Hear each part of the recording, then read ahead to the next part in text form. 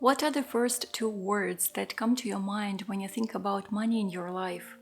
These words describe what money is for you really. For me, it's security and freedom. For some, it's status, power, confidence, achievement. And with years, and at the moment I'm 41, I got to reconsider the old saying that money cannot buy you happiness. The fact is that sometimes it can. Unfortunately, it's the way our world operates at the moment. And as Albert Camus said, it is a kind of a spiritual snobbery that makes people think they can be happy without money. I don't love money. I'm money neutral.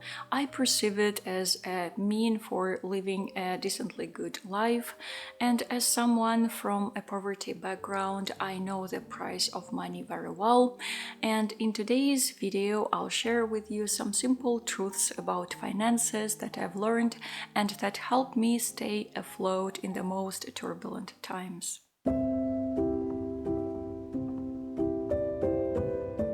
Do not just save, but diversify your savings. I started having a savings stash at a very early age, maybe I was 8 or 9, and as I was born in the times of the USSR and grew up in a very turbulent post-Soviet era, I saw and absorbed the money-saving habits of my parents. My father used to have several stashes of money that he called zanachka, and he would hide money between the pages of the books from our home library. I don't do this particular habit, but it's something that I remember so vividly. I always had an emergency fund, but started diversifying it not that very long time ago. As a little disclaimer, I'm not a financial advisor. Everything that I talk about here comes from my own experience, and you and I can have completely different situations in life and we can have completely different incomes, so please keep this in mind. By diversifying savings, I mean keeping your money in different currencies and in different forms. On the bank account, on platforms like PayPal, in investments, and also in cash. After I had to leave my Siberian home city in 2022, almost all my savings were gone, and only now Brian and I began to replenish our family fund. Diversification helps ensure the safety of your funds. For example, if banks fail to perform their obligations, you will have other stashes and vice versa. Or if one currency plummets, you will be able to balance your savings out with another currency. Being debt-free is a privilege, and if you have it, try to keep it for as long as you can. I was lucky enough to get free education. I spent 5 years at the university in my Siberian home city again, and I think it was really good level of education. I had mostly free healthcare, but even when I had to pay for something, I used my savings. I never bought a house, an apartment, or a car. And once in my mid-20s, I had a credit card, but I closed it very soon after I just opened it, because I saw how it could destroy my spending habits. Again, it's a privilege mostly and partly a choice. At the moment, all the people that I know have at least one debt. Some people have a small debt, some people have a bigger one. I know those who had to go through a bankruptcy procedure in order to write their debts off. It's a very delicate topic, and unfortunately, very often people are lured into taking a loan that they either cannot afford or don't need. I understand that at some point I will have to take a loan and stop being debt-free, but for now, I can keep this privilege and I'm happy about it.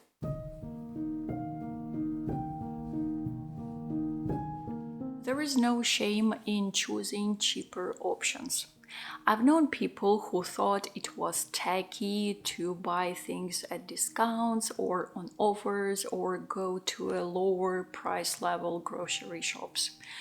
I'm very opinionated in this respect.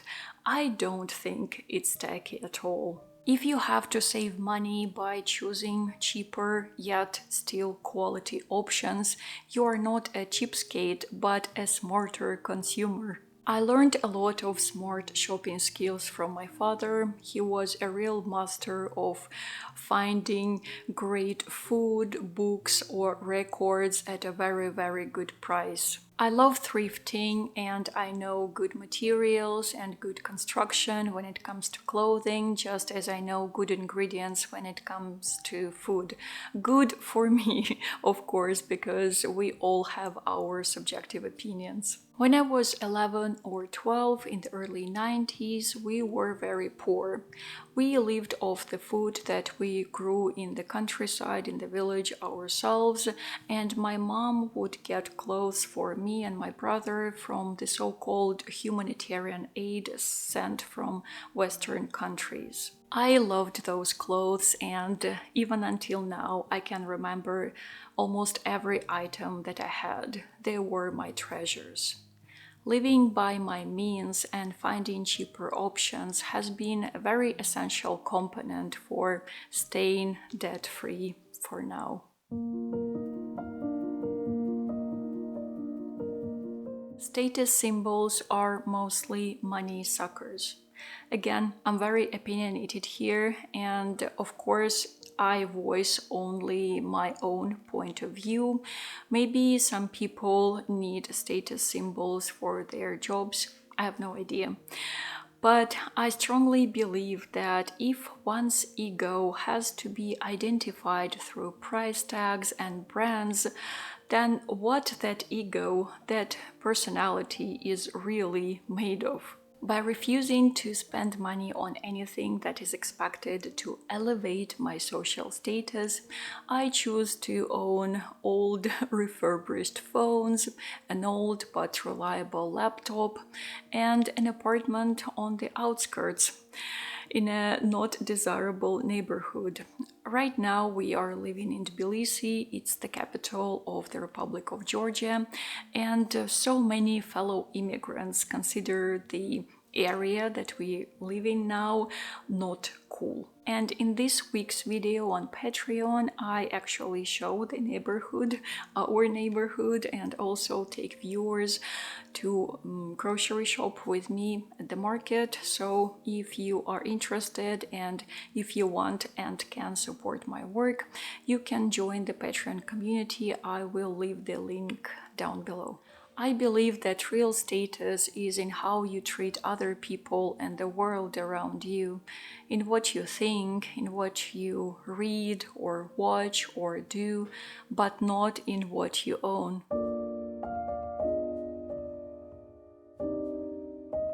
Dream big, but be thankful for the small.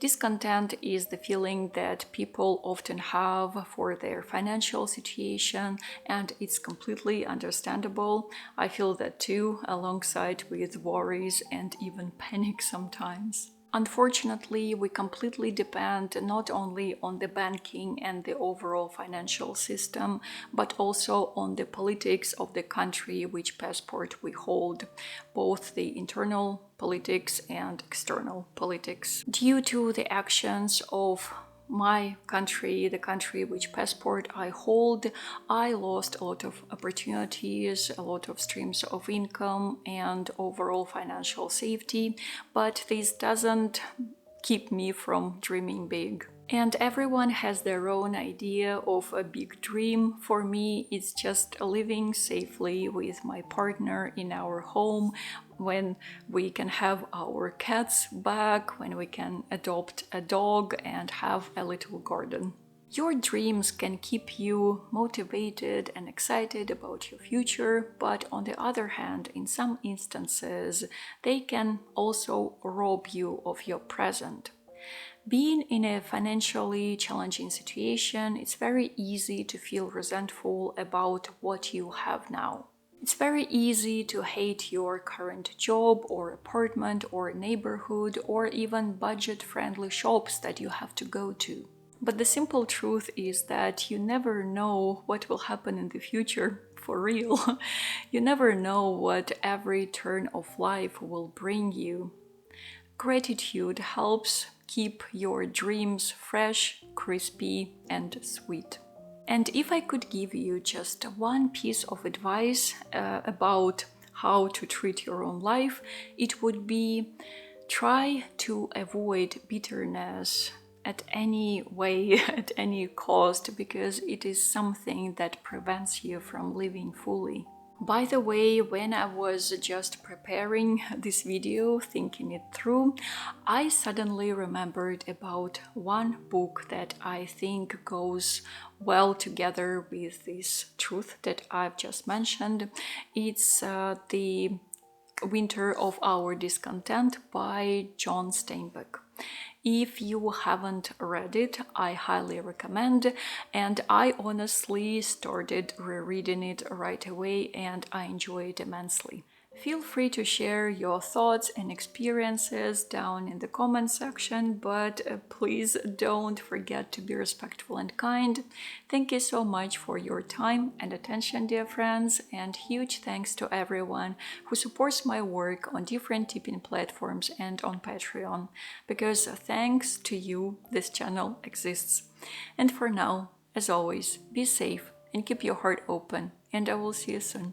Пока-пока.